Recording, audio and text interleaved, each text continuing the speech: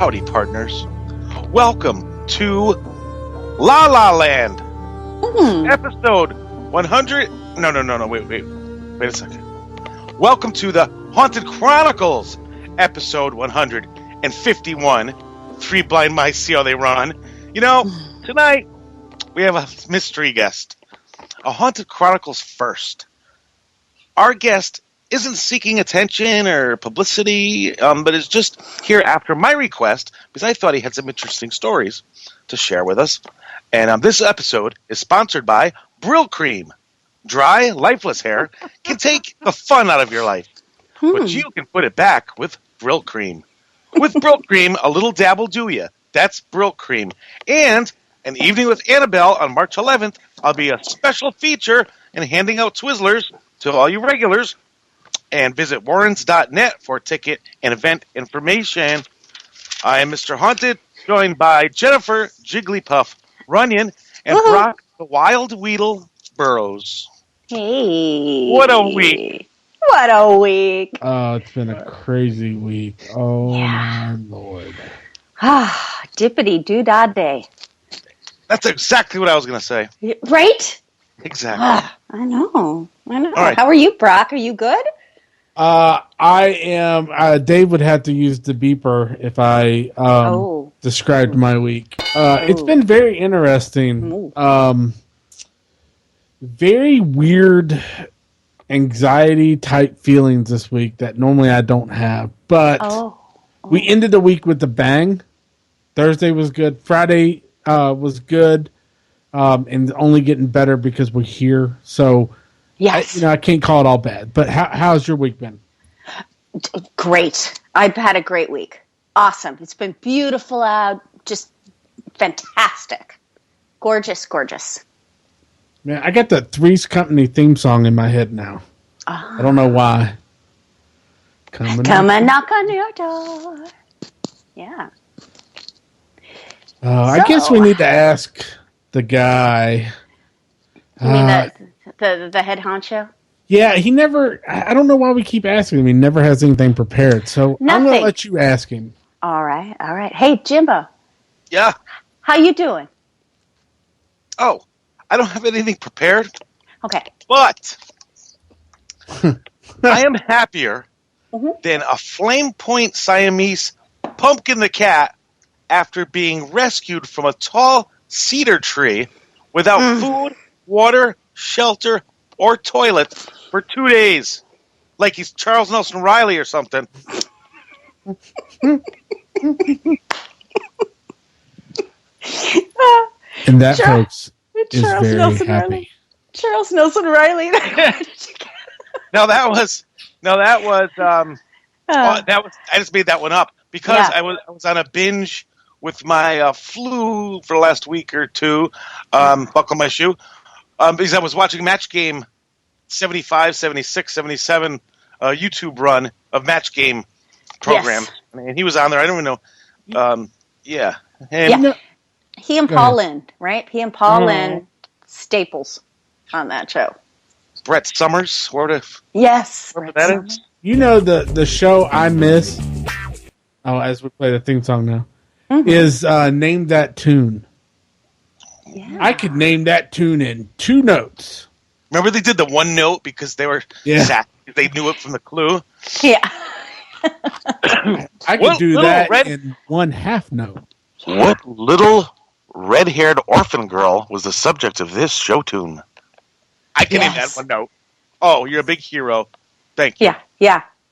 Annie. Thanks. Yeah. Gotcha.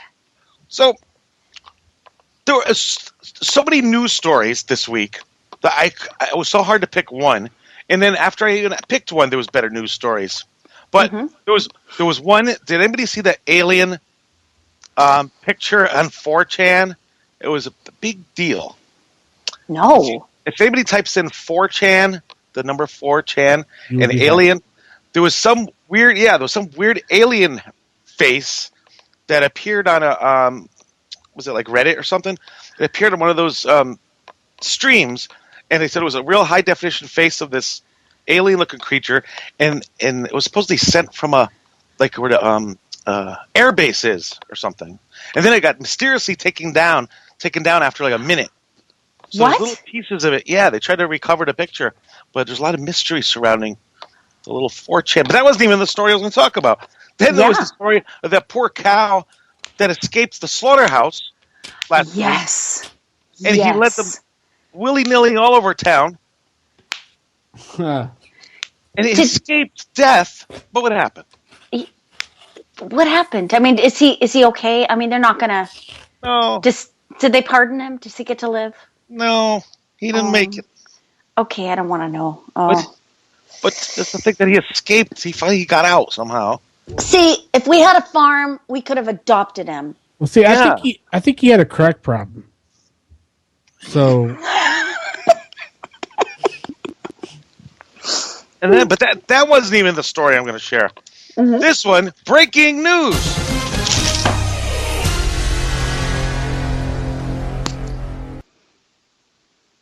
Wow. I'm scared. Husband bites wife after telling her not to touch his chips. On February 25th, George Beaver, 60 years old, of Union Township in Pennsylvania, tore a chunk out of his wife's face while they were watching television. What? Oh, yeah. Mr. Beaver had allegedly told his wife, Mrs. Beaver, not to touch his ruffled sour cream and onion chips. But when she did, George Beaver allegedly grabbed her face with both hands and bit into her right cheek. He then led Pennsylvania state troopers on a manhunt and was caught later in the day. And then, oh, wow. And remember we were talking about how crimes, sometimes the criminal matches the crime description. Like when I was a kid, this tractor trailer took out a bunch of toll booths on the highway, and his last name was Klutz. And I thought that was so funny. And then as you grow, you start seeing these articles like that kind of matches the crime that he committed. So this guy Beaver, when you picture him grabbing the woman's face and gnawing it off,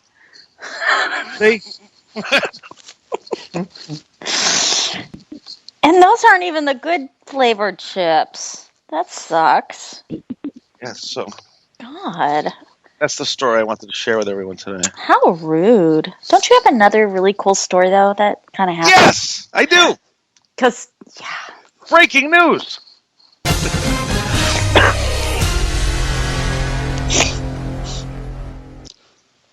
All right. We all know, I think, that Bill Paxton died last week. Mm-hmm. However, there's a Haunted Chronicles curse connection that I just put together today. Uh-oh. Now, for the last 2 shows, we've been talking about, for one reason or another, the song Fish Heads. Yes. The first time was somebody's birthday. Seth Green. And yes. I mistakenly said that he wrote Fish Heads when it was Bill Toomey, because I think he looks like... Fish heads, roly-poly fish heads. So, we talked about Fish Heads 2 weeks in a row. Mm-hmm. And now, poor Mr. Paxton passed away. Yes. And Bill Paxton was a filmmaker at that time when Fish Heads came out. He was like the writer, producer for Fish Heads, and he's in the video. That's how I was posting the pictures back there. That's Bill Paxton in Fish Heads. Aww. So that's 3 weeks in a row we've mentioned Fish Heads. Wow. Rest in peace, Bill Paxton. What a sweet man. Very nice. And breaking news, we had 2 breaking news in one show. Yeah. I don't you think you have one more? No! Yeah. Oh, you want to talk about the cat quick? Yes! Oh, okay, I'm sorry. You have to, just really All quick. Right. For those who don't know, our new little kitten, Pumpkin, who's about 9 months old now, he doesn't go outside. And once in a while, he darts out the door. And he darted out the door and went up a tall tree, and we couldn't get him, so I said, okay, he'll come down when he wants to. So all day and all night, he stood up there, and then he even got higher up, and he was crying, and he can't get down. And then everybody's telling me, don't worry, they come down on their own. And then another day went by, and he's still stuck up there. And then every day when I go to work, I wave to him goodbye, and he's crying on the top of the tree. Terrible. Yeah. And then everybody said, call the fire department. The fire department in our town wouldn't help. Shame on them. Yeah. And any trucks wanted to charge $400, $600 for a removal of a cat. I don't have that to spend on anything right now. So I told the kids, I promised, I said, I will, when I get home from work today, I'm going to plaster the internet with Help Pumpkin pictures and videos. So I made a little video of Pumpkin up in the tree, and it got, so far it has thousands of views from all over and almost 100 shares. It was on the radio station here. They did a story about it this morning. And within 2 hours after posting it, somebody messaged me and says a bucket truck is on its way. So we have some Good Samaritans. They're from Log Dogs. What's the name of it? I'm going to share their page in the chat too. Go like their page. Yes. Log Dogs Tree Service. They wouldn't accept $1. They risked life and limb to save a little pumpkin. So Pumpkin's very famous right now. And your commentary on the video was quite fantastic, I must say. I don't remember what I said. It's pretty fantastic. Yeah. Well, we are so happy. Pumpkin is home, safe and sound, and Heidi is happy, and Holly and Val, everyone at the haunted house. Yeah. At Mr. Haunted's home is They're telling me to happy. get a ladder. Yeah. Oh, gosh. Great ending. Yeah. So he's good. He's all warm and toasty. And yeah. So that does it for news. And we're going to bring our guest in today before he falls asleep listening to these. Our mystery guest is a former corrections officer, Navy veteran, and is now in seminary. Mystery guest, will you join us in celebrity birthdays? Sure. Yay! Yes. All right, that is our mystery guest. Who we'll talk in a couple minutes, but this will give us a good warm up. I just want to say for the record, I'm not on probation. Oh, good. This is. That's always a plus. That's a great thing. All right, so what we do is the celebrities that are celebrating a birthday next week, and you guess how old they're going to be. Mm-hmm. Our first one, and mystery guest. We're going to let you. Do you want to go first as our guest? I'll let one of y'all go first. Okay, Brock, you go first. Oh, man. Freddie Jr., who was in the TV show Witches of East End, I Know What You Did Last Summer, and he played Fred in the 2002 movie Scooby-Doo. Yeah. Freddie Prinze Jr. 42. Okay, mystery guest? I'll say 45. 45? Okay. So I'll go in the middle. I'll say 43 and a half. No, 43. So close. He'll be 41 years old. Oh! Okay, Brock was close. Yeah. Mm-hmm. Okay. Now go on that one. Sharon Stone, who was in Catwoman, Sliver, Casino, Deadly Blessing, Total Recall, and was very sassy in the 1992 movie Basic Instinct. Sharon Stone. Sharon Stone. She's not going to listen to the radio show anymore. 60. Mystery guest. I'll say 55. 55. Ooh, you're very nice. She's going to love you. I'm going to say 61. She will be 59 years old. Dang. Close again. And one more. I'm so glad this guy is sticking with us every year because we do a special little tribute to him for the last few years.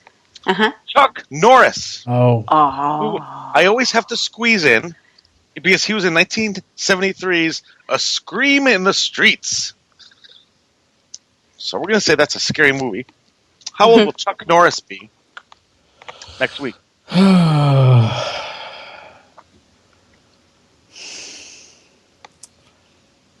I'm gonna go with Dave has spoke in Skype. He has spoken, and I'm going to agree with him. 77. Ooh. Feeling good. Okay. Mystery Man, what do you think? Well, I'm not sure if Chuck Norris' age is, but if I had to guess, I'll say, I would just throw up a number and say 70. Okay, 70. Yeah. Okay, so 77 and 70, right? Yes. I'm going to say 75. Chuck will be 77 years old. Yes, Dave. My God, hey, guess what? Jeez. Do you know Chuck Norris is the reason why Waldo is hiding? Yeah. And, I never get tired of those jokes, by the way. They're my favorite. We have a few. Okay, good. Go ahead. When Chuck Norris was born, he drove his mom home from the hospital. Yes. That was one he did. Chuck Norris fact. Hey, this is a fact, too. When the boogeyman goes to sleep, he checks his closet for Chuck Norris. Oh, yeah. I don't have any. I just like hearing them. Oh, here's one. Yeah. Chuck Norris fun fact. Yeah. These are all true, by the way. Giraffes were created when Chuck Norris uppercutted a horse.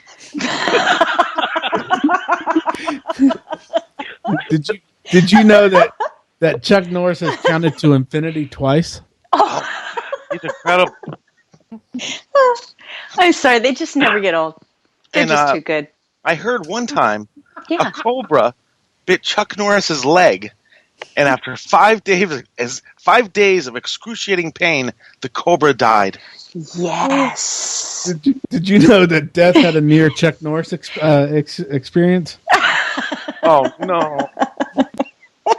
And when Chuck Norris does a push-up, he doesn't lift himself up; he pushes the earth down.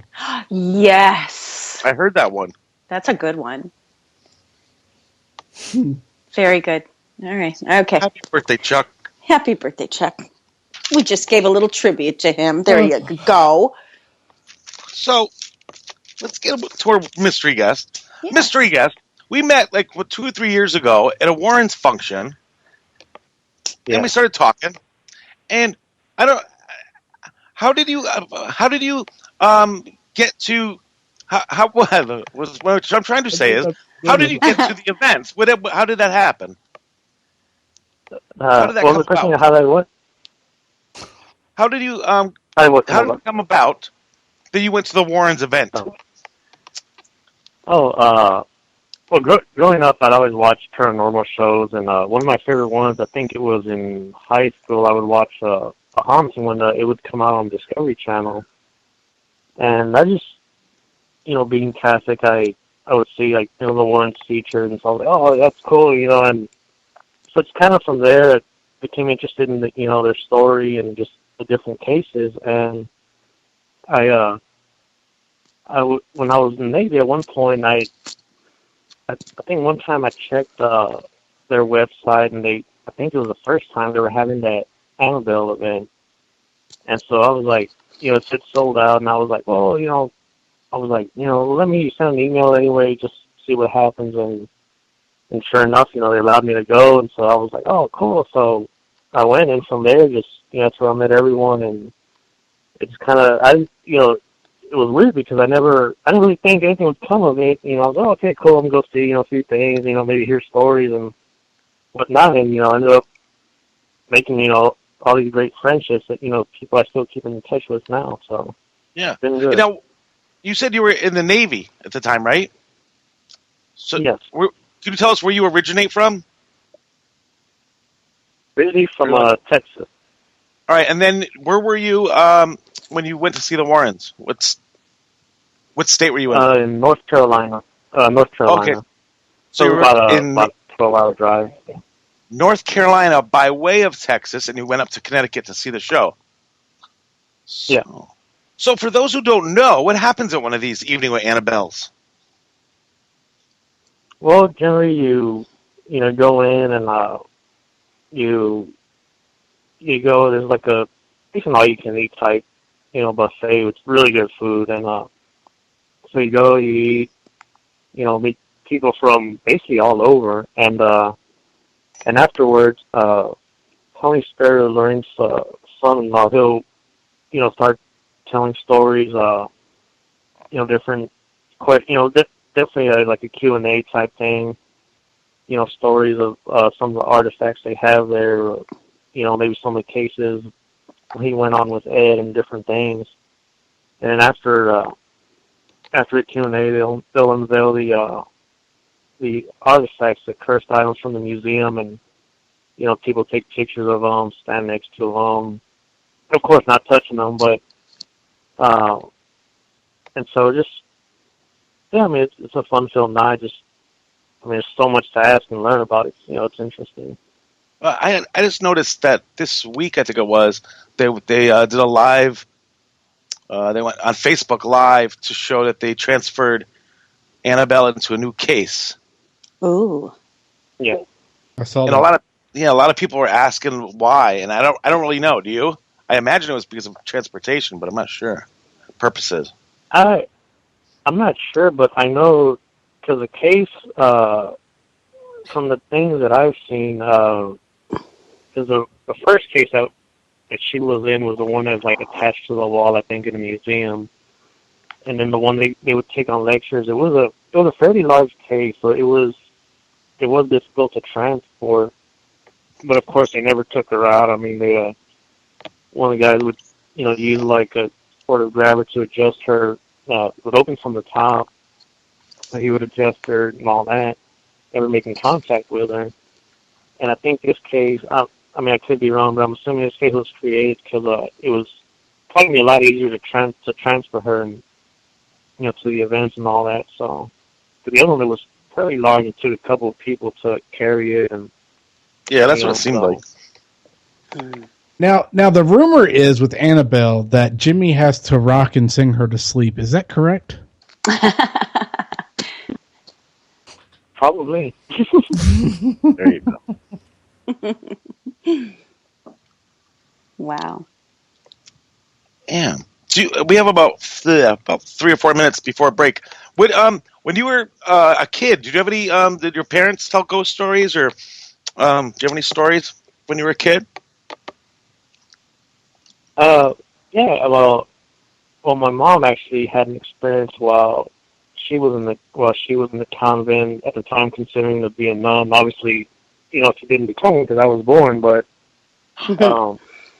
yeah, she definitely had experience while in there with a talking cat, and they actually had to call in a priest, and I guess wow. I don't know if it was like an exorcism or some sort of thing was done.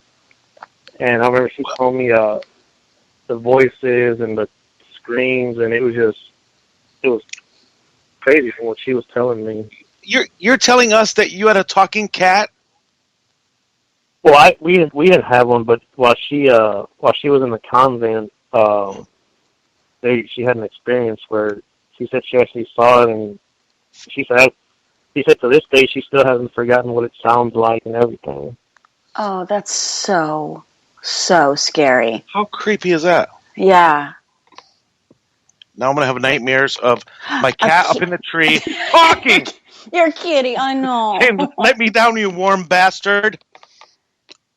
Wow, and what an experience that had to have been. Here you are in a convent, you're going through whatever it is you're going through to take your vows, and you have an experience like that. That has to be crazy.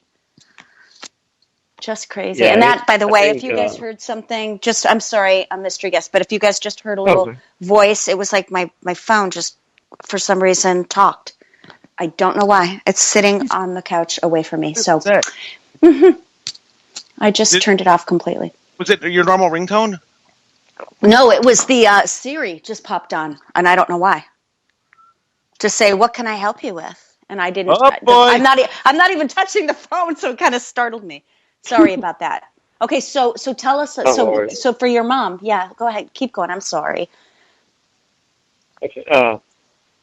So she said they were, they were getting ready to go to bed for the evening, and she said normal day because the story about the cats was, I guess part of their ministry. One of the things they did, like these extracurricular sort of thing, is they would get cats from, I guess, different places, and they would come, they would take care of them, like feed them, clean them, all of that, and then ship them off to, I guess, different pet stores or other places for them to be adopted. And she said one evening they're getting ready to go to bed for the evening. She said she was in one room, and one of the other I don't know if she was a nun or in her studies, but one of the other sisters was in the other room, and so my mom said she thought she heard her name being called, and the other girl thought she heard her name being called. So they kind of meet up and look at each other. Okay, well, what do you want? And they both like, well, I heard my name being called, and the other girl's like, well, I heard my name being called. And they heard something coming from, I don't know what it was called, I guess you can say kennel area where the cats were. And so they heard like an indistinct voice, and so they're like, oh, it's probably sister so-and-so, she's just a jokester, all that. So they go in, and nobody's in there, so they're kind of like, oh, okay, I don't know, whatever, strange. And there was a black cat. The mom said she heard, the deep voice like you hear in the movies and stuff. So they were just kind of like, well, what the heck? Well, she said she started, they started praying the Hail Mary, and his voice just got like deeper, uglier, and real loud. So they ran out of there. They're like, oh shit, They told the one sister who was a jokester. She's like, oh yeah, right, a talking cat, whatever. And so she walks in, and mom said that she came out like quiet as a ghost, and they said like to this day, like she never said what happened. And wow. So they called the priest, and he was like, okay, don't let anybody go in or out, keep the cats together, etc. And I don't know who else he notified or what happened as far as that process went. But mom said she remembers that he started fasting, that he went to confession, he started praying like all day, just basically preparing to go in, I guess, do battle. And she said when he started preparing, she said all of a sudden, you can hear like these voices and the screams and everything coming from mystery guest. Oh yeah. Could you stop right there? It would be a perfect opportunity to take a break, and then we'll hear about what happened with this crazy cat right after these messages.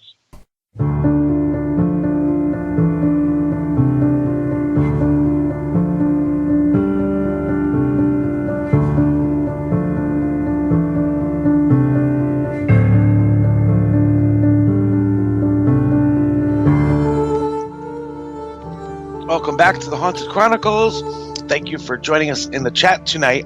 Brock, Debbie D, Dr. Dave, Indy Dwayne, Scott H, Tiffany, Denise, Cheryl Carter, Doug, Nicholas, Kara E, Dead Dude Chad, Jane Doe, Dawn and Brent, Max, Royal, Rick from ECP, Corey, Valerie, Holly, Heidi, and assorted listeners. And Junebug. Thank you. Junebug. Now, before we went on break, we were hearing how the priest got involved with this talking cat. Yeah. Wow. So what happened?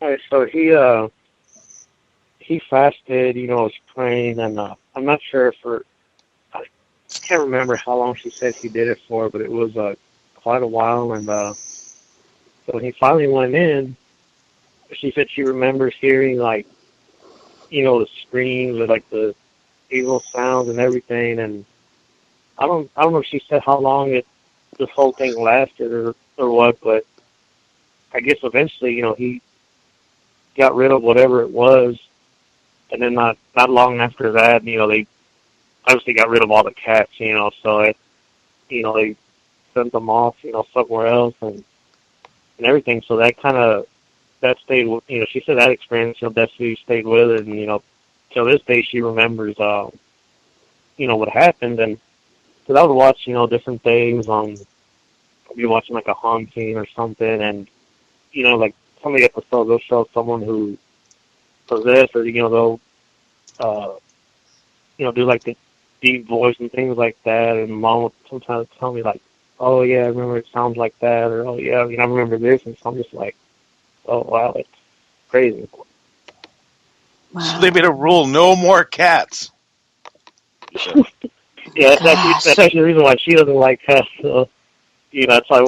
Yeah, growing up, I think we only had a cat once, but when I was a lot younger. I think I was like in elementary. So, but that was the only time. Other than that, yeah, she never really cared for cats. And a late entry into the chat room, Colin. Colin came in. All right. So then we're talking about, you were in were you in corrections first or Navy first? Corrections. So how many years did you work at corrections? 4 years. So do you have any paranormal stories when you were working that job? Yeah. One day when I worked at I was working at a women's prison, and I worked a night shift, and one of the girls, she was assigned to clean like the pods, and she told me, she's like, hey, could you just keep an eye on me while I'm cleaning? And the way she said it, it seemed like she was bothered by something, and so I'm kind of like, okay, that's kind of strange. Most of the time, the ones who clean, they'll go clean whatever. So I was like, well, what's wrong? And she told me that one time she was cleaning, like the hallway entranceway from like the main doors, and there's like one door you come in through, and there's like a sort of small little hallway before you come through another door, and then there's like the pod thing where the officers are, and then the housing area where the inmates are. And so she said she saw like this black shadow walk through the wall one day, then like walk through one and walk through the other. So she was just like, what the heck? And then sure enough, so I asked around, and different inmates had different stories. And at that place, like there's a couple gates, like when you walk outside, walking like to the main entrance, where the staff comes in through.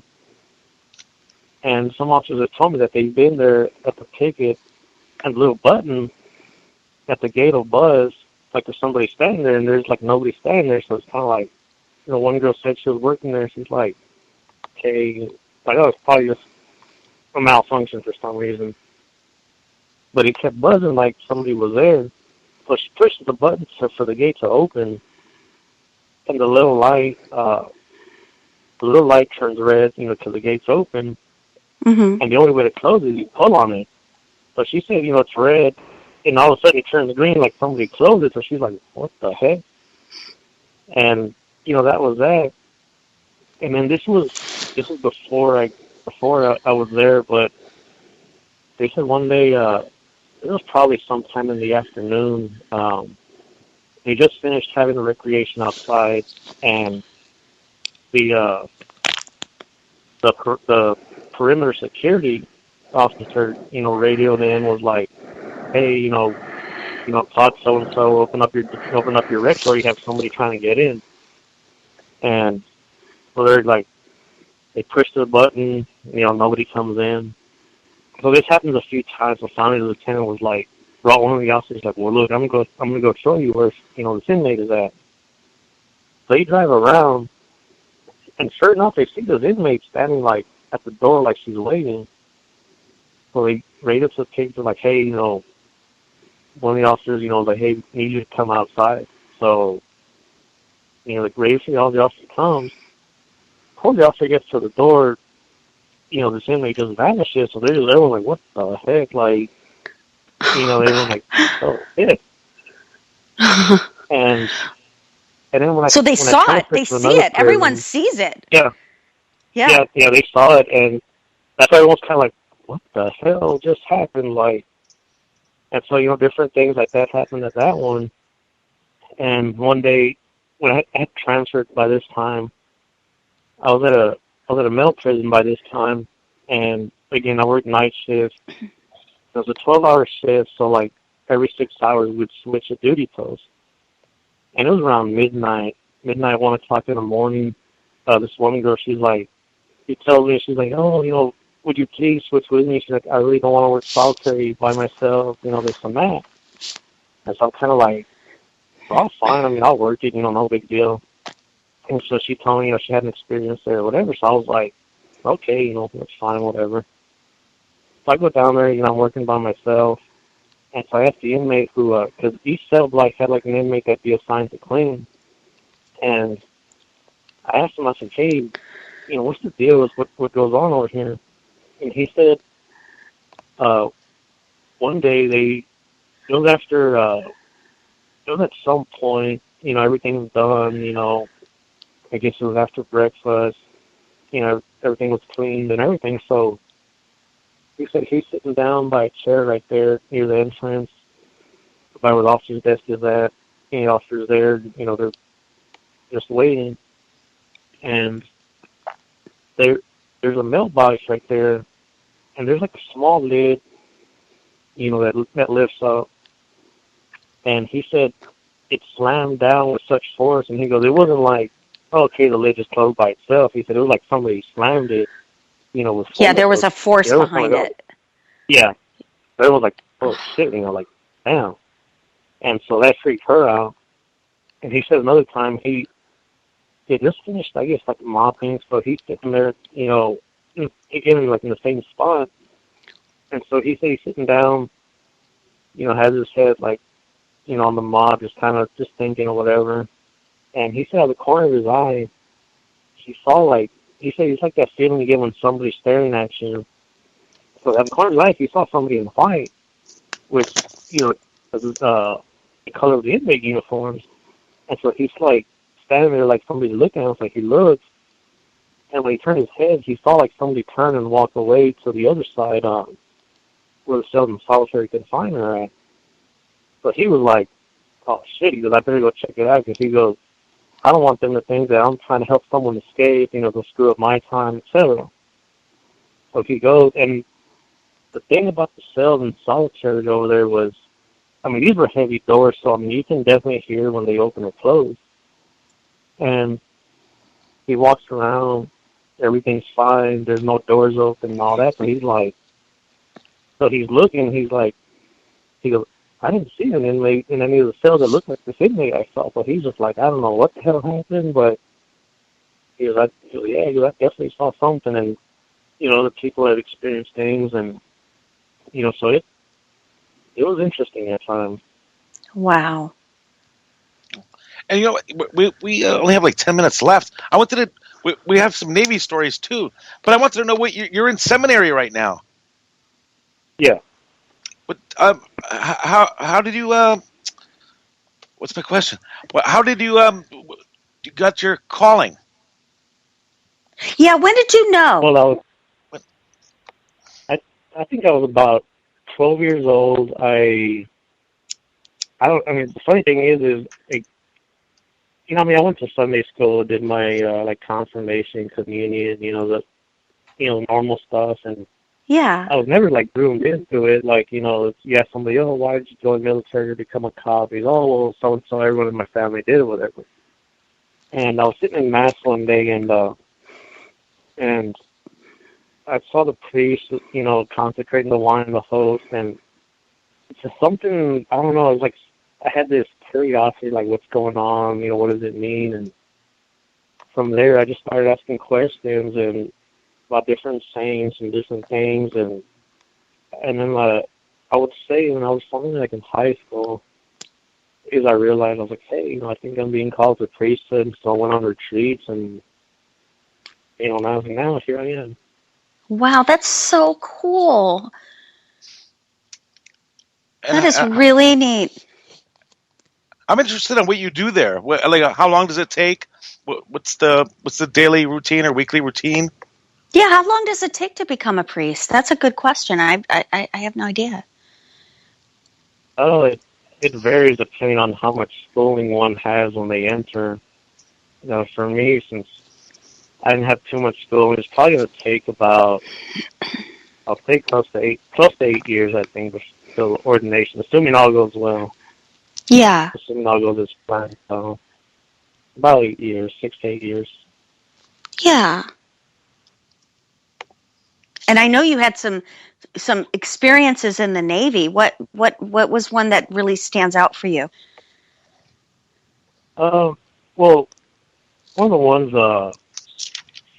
it was kind of funny because I was working actually. I had 24-hour duty, and so overnight it was like my turn to like take the nap. We would usually take, I think, like I don't know if it was between 2 to 4 hour nap, and we would switch out. So I went to one of the offices and like I had the lights off, and I put the computer on YouTube, and I was watching like the different stories on the Warrens, and I ended up falling asleep.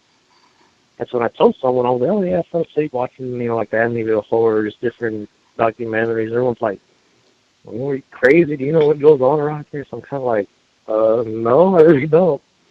But one of the supervisors that I worked for, he said, I guess he told me, he was like, would you think I'm crazy if I told you I was sensitive? I was like, no, I was like, that's what happened with Lorraine, I mean, there's others. Right.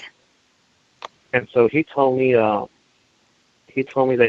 one day he was there late at night, and he was making copies, and he goes, I heard the door open and then close. He was right there by the office where the people on duty are at. And he goes, I saw at the corner of my eye somebody walk in. So he was like, hey, he's like, I'll be right with you. And so he's like, who's there? No answer. And then so he got frustrated. So he's like, hey, I said, who's the F is there? And so he's like, shit, now I got to go look and see who it is or what, maintain security of this place. So he walks around, nothing. So he asked our girl that was on duty, he's like, did you see somebody come in? She's like, no, I didn't see nothing. But he said the way she said it was like, she was spooked, like, I still can't believe I saw what I saw type thing. Yeah. So he goes, she denied, but he goes, I can tell, she saw something. And I remember it was actually kind of funny. One of the offices was actually about like 2 rooms away from where my barracks room was at.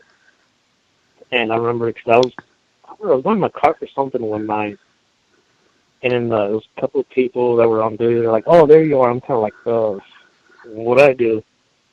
And they're like, "Well, we figured you know what to do with all the ghost stuff." So I'm like, "Man, I was like, am I like an expert? Everybody goes to." I'm like, and they said the girl, she did her security round. She saw the office door was open. She's like, "Okay, somebody just didn't close it, whatever." She closes it and comes back around. It's open, and she's like, "Oh, maybe maybe I just didn't close it." So then she does the whole thing of, okay, I know I'm closing it, I know I'm locking it, all of that. It's locked. She comes back around and it's open again. She's like, okay, now I'm afraid to go in. So I go in and nothing. I didn't see anything or whatever, hear anything, but it would just be little things like that. And Wow. and the supervisor, he said when he was at a different place, he said one day one of the guys that worked under him called him, was like, hey, because it was his bathroom, and he's like, and I can't remember what exactly was going on, but he said, the guy called me, yeah, such and such, he said this, he heard a voice that sounded like this person, and so he's like, oh, we'll go in there, and he's like, yeah, he's probably hurt or something, whatever. And he's like, well, the door is locked. He's like, kick it open. He's like, don't worry, you're not going to get in trouble, whatever. Well, so he kicks it open. There's nobody in there. And the crazy thing is the latch, there's one of those that you have to slide, and it was a heavy one that you had to slide. And you could see on the door right there that somebody had actually moved it to lock it, so it was like, oh crap, like damn, you know. But he said he always had constant experiences and things like that, and so it was just always something with him. Oh my gosh. I have a note. Gonna go, Jen? No, go ahead, and then I'll ask after. All right, first. I have a note written down. It says, "Sister heard your name being called." Oh. I hope I got that right. I scribbled. That might have been his mom. Okay. I bet you took that note, and that was the sister heard her name, and then his mom heard her name being called. Yeah. Thank you. Yeah. I'm the sleuth here. That actually reminds me of another story of with my niece, her name being called. Oh, you have a lot of experiences around you. Oh, wow. Yeah, you do. Yeah, that reminded me of other stories that haven't. Another one. But, yeah, I mean, if you have any questions. Wow. So now, do you, because you're going through the seminary right now and studying, and how do you want to use that? Do you want to become an exorcist? Is that an appropriate thing to ask you? Well, I'm just doing whatever God calls me to. Yeah. And as I've told Jen, is because the thing with like exorcism is a priest can't just go out and start doing it. I mean, if he does, well, for one, he's putting himself in danger, and then two, yeah, I mean, it's going to do more harm than good. But you know, they have to be authorized by a bishop and such, and that's. So that's a whole other process you have to go through, right? That's other process, you know. But yeah, I mean, I'm just whatever I'm called to do. Yeah. Wow, that's amazing. I think we're running short on time already. So next week we have Glenn Williams from Boneyard Paranormal. He's going to share his paranormal stories and adventures. Wow. Mystery guest, thank you very much. And we're going to keep tabs on you and what's going on with you. Absolutely. Did a great job. You've got great stories. We're not going to know the name? Yeah, definitely. We're keeping him anonymous. Oh, he's the mystery man. He's our mystery man.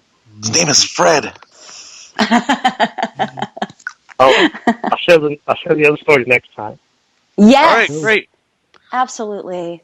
We will talk to you again, mystery guest. And I think it's about that time. It is. Thank you, mystery guest. Good night, Jennifer, Brock, Dr. Dave, listeners. Bye. Good night. See you next week. Good night, everybody. Thank you and good night.